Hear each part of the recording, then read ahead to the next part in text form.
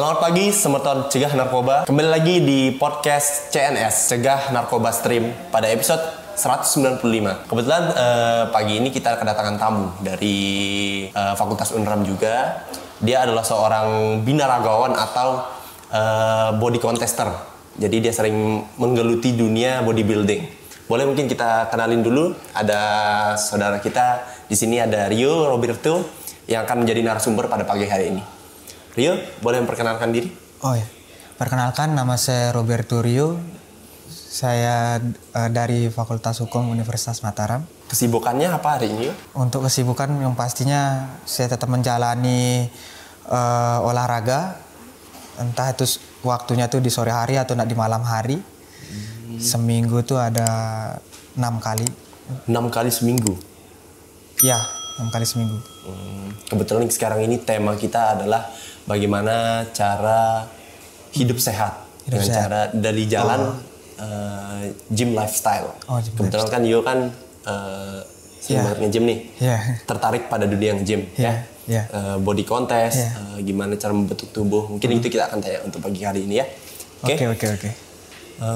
Itu untuk 6 kali seminggu, itu bukan memang sudah porsinya atau baiknya berapa kali seminggu itu? Oke, jadi kalau untuk gym itu olahraga itu sewajarnya tuh seminggu itu 3 kali bisa. 3 kali bisa. Tapi kita sesuaikan lagi dengan kemampuan, dan saya juga nggak langsung 6 kali seminggu gitu. Jadi mula-mula itu seminggu 3 kali, terus bulan berikutnya naik sampai ke terus progressive overload ya, bertahap sampai 6 kali seminggu gitu. Gitu. Jadi memang agak berat ya pertama ya? Iya, agak berat deh. Awal mula tertarik sama dunia gym tuh kenapa sih dia? Awal mulanya tuh saya dulu kan kalistenik Kak. Saya kalistenik itu sudah hampir 5 tahun. Kurang lebih 5 tahun lah. 5 tahun? Iya, saya start olahraga, senang bentuk badan tuh dari 2018 akhir di bulan Desember sampai 2022 kalau nggak salah, 2022-2023 itu masih di kalistenik. Ya, masih di kalistenik. Kemudian saya kurang puasnya tuh karena bentuk badan saya segini aja ya, karena harus ya nggak ada perkembangan. Ngerasa nggak ada perkembangan. Ya, makanya saya pindah ke gym, karena di gym itu kan fokus untuk satu otot itu bisa kita latih gitu. Ya, kalau kita di kalistenik kan gerakannya tuh apa ya istilahnya? Lebih ke full body kayaknya.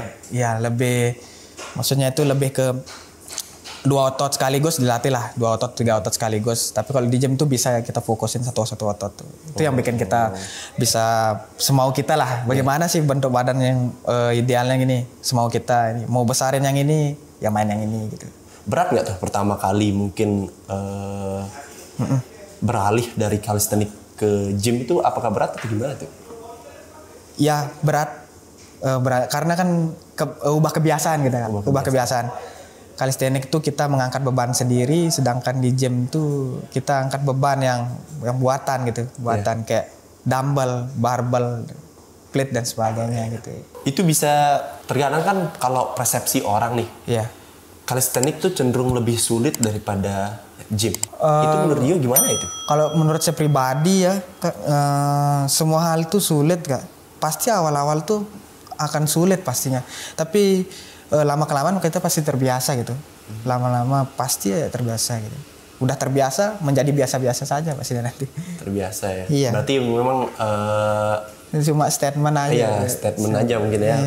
Mindset dari orang-orang. Mindsetnya sih yang mindset orang. Tapi kalau Iyo ngerasa sendiri, lebih sulit yang mana? Kalau lebih sulitnya tuh ada, gampangnya tuh ada gitu. Kalau gym ya sulitnya tuh ya itu, kadang kita mengatur jadwalnya tuh ya sama juga sih kasih. Ada sulitnya, ada gampangnya ya gitu. Plus dan minusnya ada. Ada plus dan minusnya ada. Itu.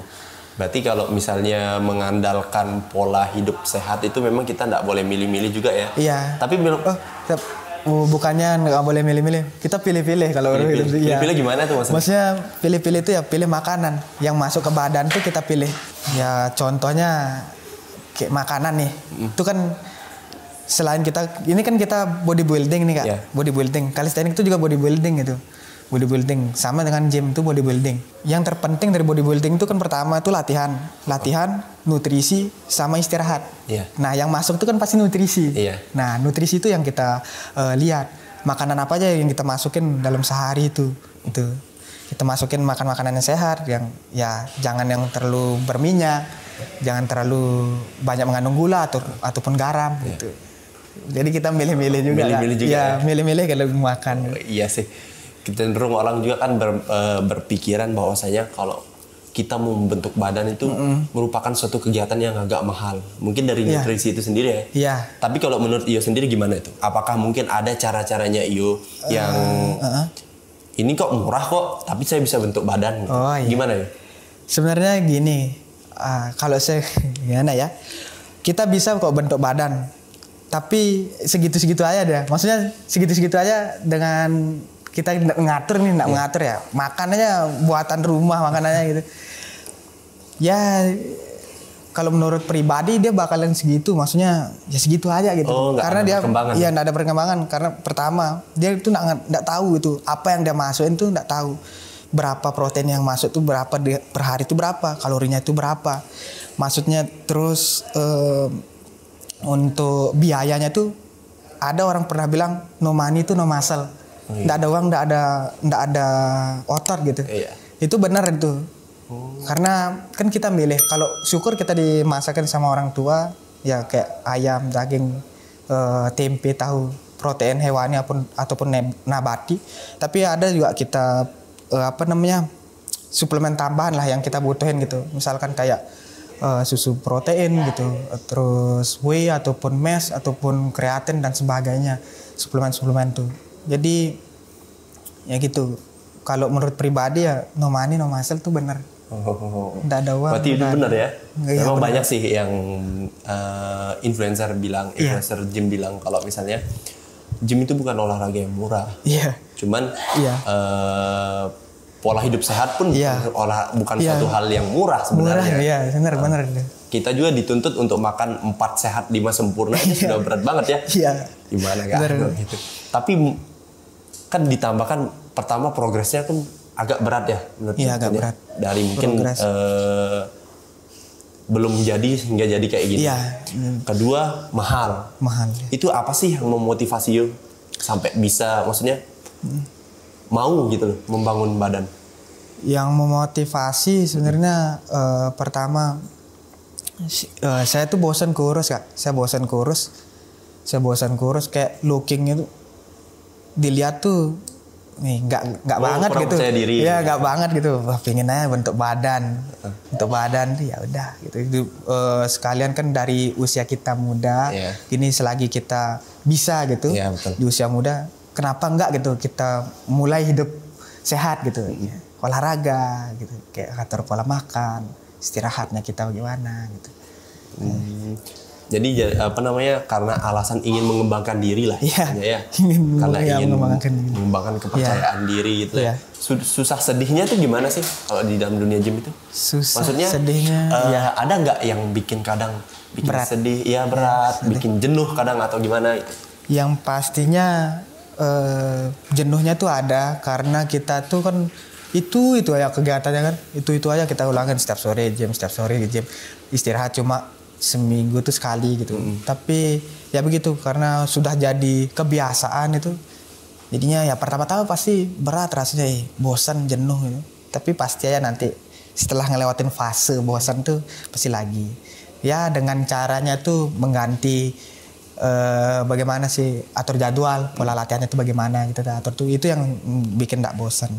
Terus kalau untuk sedihnya itu ya apa ya pas aja kayak sehari itu nih misalkan nih kita kayaknya kurang nih protein yang masuk dalam badan itu kayak sedih rasanya. Terus kan saya ini kan budget pelajar gitu ya seadanya lah belajar seadanya paham. Kantong mahasiswa kan ya udah segini aja bisanya gitu padahal kita pingin lebih gitu karena kadang kalau kita mau pingin lebih itu pasti ada dana yang lebih untuk membeli apa gitu. Ya protein tambahan lah. Protein tambahan. Ya. Jadi ada yang nge-push ya? Iya ada yang nge-push ya. Gitu. Kalau olahraga misalnya di gym nih bisa berapa gerakan sih kalau setahunya yuk? Macam-macam sih pasti ya. Banyak sekali. Karena kalau saya nih kan 6 kali tuh Kak, 6 kali nge-gym tuh. Ada deh jadwalnya tuh, Senin, Selasa, Rabu, Kamis, Jumat sampai Sabtu tuh ada jadwal. Misalnya gini, hari Senin tuh saya main kaki. Main kaki tuh kaki kan terbagi nih Kak, banyak nih. Ada otot quads namanya nih, otot depan nih, ada hamstring, sama ada otot betis, calves di sini. Nah itu dibagi itu. Dalam seminggu tuh saya 2 kali main kaki. Misalkan besok saya main kaki nih hari Senin. Misalnya hari Senin yang mulai ya. Senin main kaki. Saya fokusnya ke quads nih. Gerakannya ya ada 4. Saya fokusin ke quads 4. Ke betis 1. Nah besoknya seri Selasa tuh saya main punggung nih, back. Nah itu back tuh ada 2 juga. Ada 2, banyak sebenarnya otot back tuh, cuma orang tuh baginya tuh secara gampangnya back atas sama back bawah. Simpelnya gitu. Ya upper sama lowernya gitu. Nah itu di hari Selasanya saya main back atas gitu. Atas tuh ada sekitar 4 gerakan gitu. Nah saya kombinasiin lah dia sama setelah main back, main arm gitu, apa gitu, mainin bicep boleh, tricep boleh. Terus hari selanjutnya main push tuh gerakan yang mendorong. Untuk otot dada, untuk otot bahu itu ada 4 gerakan, 4 gerakan otot dada, 1 gerakan otot bahu. Nah itu dah diulangin lagi di hari Kamisnya lagi main kaki, di hari Jumatnya main punggung lagi, di hari Sabtunya main dada gitu. Terus gitu. Kalau bosan sama jadwalnya itu ya tinggal ubah aja, tinggal sesuai anunya dah, sesuai keinginannya lah. Ya. Yang biar nggak bosan jenuh ya. Yang jenuh. Itu kalau misalnya kalau boleh tahu nih yang paling favorit itu maksudnya yang paling you suka itu yang mana? Bagian yang mana? Membangun otot yang mana? Ya back. Ya otot punggung ya. Lebar kelihatannya karena kalau kita pakai baju tuh kelihatan lebar ya. Lebar. Selain kita ngelatih otot back juga bisa otot bahu. Jadinya frame-nya itu dapat gitu. Besar ya. Walaupun bagaimana kita pakai baju besar pasti kelihatan. Kemana-mana udah pede aja. Ya pede aja gitu. Ada gitu. Pola makan juga harus diatur tapi itu ya. Tapi gimana caranya ya membagi waktu kan 6 hari nih. 6 hari gimana cara bagi waktunya? Sementara kan kayak yang tadi bilang dia masih kuliah ya. Masih kuliah ya. Kebetulan sekarang nih di semester 7 ini cuma 2 mata kuliah, Senin sampai Selasa aja sekalian nyusun skripsi. Di sana tuh ya sore.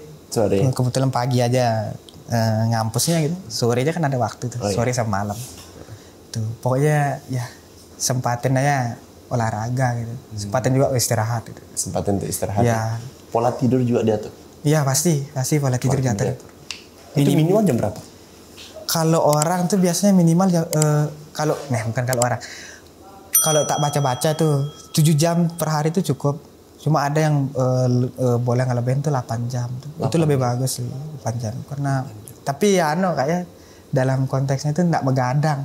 Maksudnya tidurnya tuh enggak dari jam 1 gitu. Jam 1 jam 2 gitu. Ya tidurnya paling lama lah jam 11 lah, jam 10. Berarti skripsian enggak pernah begadang? Enggak pernah. Mantap. Enggak. Bagian waktunya. Ternyata kerjaan skripsi juga bisa nggak begadang ternyata. Bisa. Dibarengin sama hidup sehat ya. Bisa. Tergantung kita cara ngatur waktunya bagaimana gitu. Iya. Pakai waktu yang untuk hal-hal penting aja lah gitu. Jangan buang-buang waktu untuk hal tidak penting. Buang-buang waktu. Iya. Benar-benar di-cut semua yang nggak penting. Iya di-cut yang nggak penting. Main HP kadang sambil tidur nggak pernah dibatasin. Batasinnya. Karena nggak baik juga Kak. Ini ada dokter Tirta bilang gitu, main HP itu kalau kita lagi rebahan tuh nggak baik tuh. Iya, karena nanti pas kita mau tidur tuh susah jadinya. Jadinya main HP tuh ya sambil duduk gitu, ngerjain, main HP batasin ya 30 menit, taruh lagi ngerjain gitu. Iya, ngerasain juga sih. Kadang nih kalau misalnya mau pergi kemana, itu habis mandi kan kadang lagi sejuk-sejuknya tuh. Iya. Enak tidur. Oh ya udah, misalnya di waktu ini 15 menit jam segini nanti udah aku lepas HP. Tapi lepas HP Iya. Hasilnya ternyata kelolosan. Lebih sering kelolosan. Memang benar iya. HP ini menghipnotis banget kita. Enggak. Jadi narkoba deh. Jadi narkoba deh. Hati-hati ya, memang benar ya. Kita harus batasin. Tuh, oke. Sehari nggak dapat waktu untuk nge-gym. Itu Yo biasanya apa ya? Problem solvingnya ya. Misalnya mungkin sehari ini emang nggak dapat nge-gym nih, nggak dapat ke gymnya, full sibuk misalnya. Oh, ya udah dilihat lagi kondisi badan tuh bagaimana. Karena kita nggak bisa memaksain kan. Mungkin ada aja waktu untuk olahraga, bukan hanya di gym aja olahraga kan, di rumah kan bisa olahraga. Tapi lihat lagi kondisi badan. Kalau emang masih bisa sanggup, ya olahraga aja di rumah gitu. Kalau emang udah nggak bisa, jangan dipaksain karena bagaimana ya, apapun yang berlebihan tuh nggak baik gitu. Kita udah beraktivitas selama seharian lah gitu. Masa lagi mau ditempa sama olahraga gitu. Ya udah cukup lah beraktivitas badan ini gitu. Jalan kaki aja udah cukup olahraga itu termasuk jalan kaki kan untuk bagus untuk kesehatan jantung. Ya udah jangan diporsir sekali lah. Intinya lihat lagi kondisi badan bagaimana. Kalau emang masih menyanggupi untuk olahraga, silahkan olahraga gitu. Tapi jadi kalau udah capek nggak usah olahraga aja ya? Enggak. Jangan kita ya? Iya jangan. Karena bukan nyari hidup sehat, nyari penyakit namanya. Penyakit. Iya, badan udah pegel. Iya. Melanjutin nge-gym tuh kayaknya kayak kurang aja ya. Iya kurang aja. Itu ngaruh juga sama kontraksi ototnya ya? Ngaruh. Karena gini Kak. Dia kan udah capek nih ototnya. Dan itu kalau kita olahraga tuh kan kita ngerobek otot tuh. Untuk ngelebarin. Bayangin aja ototnya udah capek udah. Tenaga udah habis juga nih. Itu kita paksa gitu. Bagaimana takutnya kan ngedrop sekali. Ya sama ya jadi nggak berkembang jadinya otot tuh. Iya sih. Nggak maksimal. Nggak maksimal ya kerjanya tuh metabolisme itu nggak maksimal gitu. Jadi lebih baik istirahat aja. Lebih baik istirahat. Mendingan mikirnya gini, ya udah untuk hari ini cukup aja kegiatan banyak, masih ada hari esok untuk olahraga. Gitu. Kadang kan soalnya ada nih orang yang kayak gym addict banget. Kayak sehari tuh harus olahraga. Itu nggak baik ya. Sebenarnya iya nggak baik karena mau ngikutin kemauan otaknya bilang harus nge-gym, kemauannya harus nge-gym, tapi badannya tuh nolak gitu. Ada yang begitu, ada. Coba aja lihat ya orang yang maksa ototnya tuh sudah capek, otaknya ini pengen mau ya, yang hasilnya apa? Ketika dia ngangkat beban tuh nggak keangkat bebannya. Coba ya lihat di gym nggak, coba ya lihat orang-orang yang lama gym gini. Dia kelihatan udah capek banget orangnya, tapi tetap dia maksa. Coba aja lihat deh. Iya sih. Pasti nggak angkat deh. Karena udah capek di sana tuh. Udah respon badan tuh emang sebegitu berpengaruhnya gitu. Emang kita kalau kita olahraga tuh mindset tuh berpengaruh. Mindset kita tuh berpengaruh tuh kita pasti bisa ngelakuin nih. Belum lagi muscle connectionnya kan. Kita harus fokus gitu ke otot mana yang kita tuju. Tapi emang nggak bisa dibohongin kalau emang kita sudah capek gitu ya nggak bisa ya. Respon tubuh ya. Ya respon tubuhnya emang udah begitu. Udah melampaui batas lah. Kita minum dulu. Iya. Biar agak santai. Okay.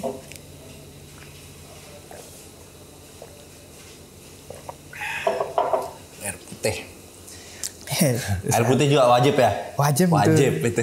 Wajib. Sering minum minuman manis? Enggak, saya enggak sering minuman manis. Tak jadwalin aja deh Kak. Kalau minuman manis, kalau misalkan seminggu tuh adalah boleh beli minuman manis gitu. Ini bukan pencitraan gitu. Tapi emang bener karena untuk edukasi juga bagi penonton ya. Lihat aja mencegah narkoba. Lihat aja umuran kita nih, umuran yang masih muda nih. Ada aja orang cuci darah sih, masih muda. Kemarin adiknya Kak Levi nih. Adiknya Kak Levi kan kelas 6 SD. Dia bilang malah pengakuannya dia dan itu memang fakta. Bahwa anak kelas 6 SD pun bisa kena diabetes. Gitu. Ya, karena pola hidupnya ya. Jajanan di SD-nya dia gini, gula darah naik itu kan bukan sekali minum sebulan 2 bulan minuman manis tuh nggak langsung naik dia. Dia pasti bertahap dia pasti bertahapnya tuh Mungkin dia sudah mulai minum tuh dari sebelum dia masuk SD, dari TK tuh udah sering sekali minum tuh, jadi kurang minum air putih. Setiap habis makan di rumah tuh dia minum minuman manis gitu. Itu yang ngaruhin tuh. Jadi pola apa ya, kurangnya pengawasan juga dari orang tua tuh. Saya rasa begitu kan. Karena coba aja edukasi anaknya dari sejak dia dini gitu, ngasih tahu jangan terlalu sering minuman manis. Bukannya nggak ngasih gitu, tapi dikontrol. Iya, dikontrol. Ya namanya anak kecil ya kan, gimana. Nah itulah PR-nya orang tua tuh. Ya. Kalau misalnya itu, berarti juga makanan, selain minuman, makanan kan tadi diatur juga. Maksudnya minuman manis nggak terlalu. Iya. Minuman juga, makanan juga diatur ya. Iya, makanan kalau untuk saat ini nggak terlalu merhatiin tapi tetap menjaga. Maksudnya tuh menjaganya tuh tidak terlalu makanan yang berminyak, tidak terlalu makanan yang manis-manis atau tidak terlalu asin atau banyak ngandung sodiumnya gitu. Kalau untuk sekarang kalau untuk lagi prepare kontes ya tentunya dijaga dari 3 bulan. Ya 3 bulan. Kalau saya badan saya kan cepat kering cepat kering gitu. Jadi ya cukup waktu 3 bulan lah untuk prepare. Memang setiap orang tuh punya badan, maksudnya kondisi badan yang beda-beda ya? Maksudnya beda. Ada yang kering gitu gimana? Beda dia Kak. Jadi ada 3 tuh gen. Kita ada gennya tuh. Yang pertama tuh ektomorf, mesomorf sama endomorf. Itu jelas 3 gen ini berbeda nih Kak. 3 gen ini berbeda dan metabolisme orang tuh beda-beda. Iya. Itu makanya perlu kita tahu bagaimana sih badan kita nih, metabolismenya badan kita nih bagaimana gitu. Itu yang perlu kita tahu gitu. Jadi kita nyoba-nyoba, enggak sekali kita nyoba gini, oh saya harus diet nih gitu. Prepare kontes sebulan prepare, misalnya kontesnya di bulan depan. Kurang dari sebulan kontes tuh udah prepare. Ada yang udah bisa, ada yang enggak. Iya, tergantung dia. Gitu ya. Ya metabolisme orang tuh beda-beda, gennya orang tuh beda-beda. Kalau yang sendiri ini apa nih gennya? Maksudnya Ekto. Jadi ekto tuh kalau kita baca-baca di internet, terus di artikel-artikel gitu, sama di fitness influencer, itu ekto tuh dia khasnya ekto tuh dia di pergelangannya dia kecil, dia di pergelangan tangan itu kecil, tulangnya itu dia kecil. Tapi untungnya jadi ekto itu dia cepat metabolismenya. Cepat metabolismenya. Pengolahan anunya itu ya. Pengolahannya cepat. Jadi kita bentuk otot tuh gampang. Gampang. Tapi ya itu untuk nambah size ototnya tuh agak susah kalau menurut gue ya. Tapi gitu dah. Cepat juga. Cepat kurus gitu. Ya, cepat kurus. Jadi benar-benar harus makanannya yang di maintenance ya. Iya. Makanya itu kalau saya sendiri Kak kalau prepare kontes tuh 3 bulannya cukup ya. 3 bulan sih. 3 bulan kalau udah 3 bulan tuh masih santai itu. Di bulan pertama tuh masih santai, di bulan kedua tuh mulai. Nah, di bulan pas mau terakhir nih sisa sebulan tuh itu baru udah intens. Karena metabolisme cepat kering gitu. Tapi hati-hati juga itu. Kehilangan massa otot tuh bisa. Iya sih, kan banyak orang nih. Maksudnya dari sekian banyak orang yang kita temui kan kadang juga ada yang kok orang ini makan terus tapi nggak gemuk-gemuk ya. Ada. Gitu. Saya dulu gitu Kak. Saya dulu gitu makan nggak gemuk-gemuk. Dia gemuk Kak. Gemuknya tapi terpusat. Iya benar. Iya di perutnya terpusat deh gemuknya tuh. Entah ada di perutnya, di pipinya kayaknya pasti lebar. Saya ini masih di pipi saya. Bingung saya bagaimana. Gak bisa dilatih otot pipi gimana. makan aja itu. Tapi percaya ya, orang yang udah mulai olahraga, udah gym itu apapun itu pasti banyak makannya. Kan perlu energi dan tenaga kan. Masuk makan ya. Nasi ya. Iya. Nasi. Kalau nasi sendiri itu di-cut atau gimana? Di porsinya kah dimainin atau gimana kan? Nasi juga mengandung gula kalau nggak ya? Iya. Kalau dibaca-baca ya, nasi juga mengandung gula, mengandung juga protein ya. Alangkah baiknya kalau saran dari saya Kak, saya sendiri tuh pernah baca di internet gitu, di artikel gitu. Kalau nasi itu dia dingin itu kandungan gulanya tuh lebih rendah daripada nasi yang masih panas gitu. Terus kalau emang kita mau diet tuh artinya cutting lah. ya dikurangin porsinya. Jadi kita nimbang tuh, benar-benar nimbang. Kita beli timbangan kue, tuh ukur tuh nasi nasi itu berapa gram tuh. Nasi berapa gram, lauknya itu ayam tuh berapa gram, tempe, sayuran tuh berapa. Jadi setiap makan nimbang. Itu yang kalau orang prepare kontes ya, atau enggak mereka lagi programin lah badannya tuh mau prepare kontes kayak, tapi mau program badan apapun itu pasti dia nimbang makanannya tuh.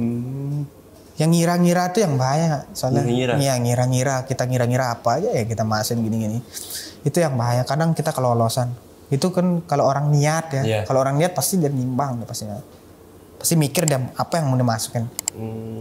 Itu berarti mama support juga, maksudnya kalau dimasakin itu misalnya mama nggak ada masakin makanan yang nggak berminyak, misalnya berminyak tok isinya yang di dapur. Nggak, kalau emang lagi ada program ya nggak dimakan, nggak makan. Ya udah beli sendiri daging itu, beli sendiri dada ayam, beli sendiri atau paha ayam ya olah sendiri. Bagaimana maunya itu, misalnya kalau nggak pakai minyak ya bisa di fryer gitu. Fryer ya. Mau pakai minyak boleh, tapi itu apa namanya, olive oil pakainya. Olive oil. Iya, olive zaitun. Iya. Biar enggak banyak kandungan emaknya. Ini udah berapa lama nih Kak? Misalnya kan makan susah tuh, makan harus nimbang, terus olahraga juga harus 6 kali sehari. Itu udah berapa lama ya yang jalaninnya? Pas untuk prepare kontes ya, untuk prepare kontes, kebetulan kontes tahun lalu di bulan Desember itu ada kontes di Bali. Itu selama prepare itu kurang lebih itu 2 bulan. 2 bulan. Kurang lebih itu 2 bulan. Ya selama harus dijaga. Ya, jaga itu udah nimbang ya. Harus memerlukan effort yang lebih lah untuk tuh. Ngatur waktunya tuh yang terutama susah. Harus lebih di-push lagi ya, karena kita kan karena kan kita lagi prepare kontes nih. Terus kondisi kita tuh diet tuh kita ngurangin tuh kalori yang otomatis tuh badan tuh lemas. Gula aja tuh di cutting itu. Gula udah di cutting, terus sodium juga udah di cutting. Bagaimana tuh lemasnya? Iya, pusing. Itu yang harus kita kita ya pokoknya atur diri ya, atur waktunya. Kalau ada waktu untuk istirahat gitu. Iya. Minutes waktunya tuh agak susah di pasien. Berarti manajemen waktu juga. Iya, bayangin guys, manajemen waktu diatur, pola makan diatur. Ini memang hidup sehat itu memang nggak gampang, tapi memang impactnya tuh memang impactnya ke belakang ya. Lebih percaya diri, lebih enak aja. Aja. Coba aja olahraga gitu. Start aja olahraga dari sekarang coba. Bayangin dah dari belum mulai olahraga sama setelah udah mulai olahraga, bagaimana rasanya badan nih. Itu juga ngaruh gitu, kayak fresh gitu rasanya. Emang capek pas setelah olahraganya, tapi nanti pas sudah tidur bangun pagi fresh, pasti fresh, kayak penuh semangat gitu. Enak, moodnya juga bagus gitu. Jadi itu guys, motivasi dari Rio sendiri tentang olahraga itu penting. Gimana caranya biar kalian tuh mau olahraga, gak deketin narkoba, gak usah narkoba. Jangan ngomong soal narkoba nih yo, gimana menurut yo? Kan banyak nih kasus-kasus tentang narkotika apalah, yang mungkin ya kita tahu kan itu barang yang gak baik ya. Menurut yo itu gimana? Ya pastinya kalau sudah diatur sama negara, udah ada larangannya sama negara, apalagi sama agama juga ada larangannya kan. Itu barang haram kalau nggak salah kayaknya. Ya jangan dilakuin lah, jangan dikonsumsi gitu. Kenapa harus mencari penyakit gitu? Itu penyakit tuh, itu obat-obatan yang dipakai khususnya untuk dunia kedokteran kan, dipakai untuk bios gitu. Iya kan? Iya. Masa mau pakai sehari-hari gitu, maksudnya dikonsumsi gitu. Bayangin aja badan tuh bagaimana jadinya, organ dalam badan tuh bagaimana tuh. Terus hari-harinya jalan apa enggak gitu tuh. Udah make gitu. Lebih banyak minusnya ya. Banyak minusnya gitu. Ya lebih baik olahraga aja. Jangan merepotkan diri lah gitu. Hidup tuh udah berat, jangan berat-beratin hidup. Hidup berat. Jangan berat. Oke guys, jadi itu nih kesan dan pesan kita pada Rio. Mungkin Rio boleh kasih pesan dan kesannya pada BNNP Provinsi NTB. Gimana nih cara Rio untuk memulai hidup yang sehat? Mungkin bisa memotivasi. Gimana? Untuk pesan kesannya tuh pertama sadar diri aja. Pertama yang harus kita lakukan tuh sadar diri. Sadar diri. Tahu kita nih sudah berumur gitu. Berumur tuh ya umur segini nih harus mulai gitu. Emang tidak ada kata terlambat sih untuk olahraga tuh. Di umur berapapun tuh udah bisa olahraga. Cuma alangkah lebih baiknya dari umur-umur kita nih lebih baik gitu. Ada pengaruh besar nanti ke belakangnya gitu. Ya diatur lagi pola hidupnya gitu. Pola hidup yang sehat aja. Emang yang sehat tuh agak nggak enak ya. Agak nggak enak. Maksudnya tuh dari makanan, dari minuman tuh emang nggak enak. Tapi yakin aja. Ke belakangnya itu pasti akan manfaatnya tuh besar tuh bagi hidup kita gitu. Ya kita juga syukurnya kita nanti terhindar dari berbagai penyakit gitu. Itu ya mulai aja dari sekarang gitu. Pelan-pelan aja, nggak mesti harus berat-berat. Olahraga tuh nggak mesti harus angkat beban gitu, angkat beban, nge-gym atau apa. Dari jalan kaki aja tuh olahraga gitu, jalan kaki. Mulai aja dari sekarang untuk hidup sehat itu. Pikirin lagi, ingat aja, sadar diri itu yang pertama. Sadar diri udah gini nih. Mulai hidup yang lebih baik lagi. Oke, itu dia streaming kita pada pagi hari ini. Kita tutup dulu ya untuk podcast kita CNS Cegah Narkoba Stream di episode 195. Oke? See you guys.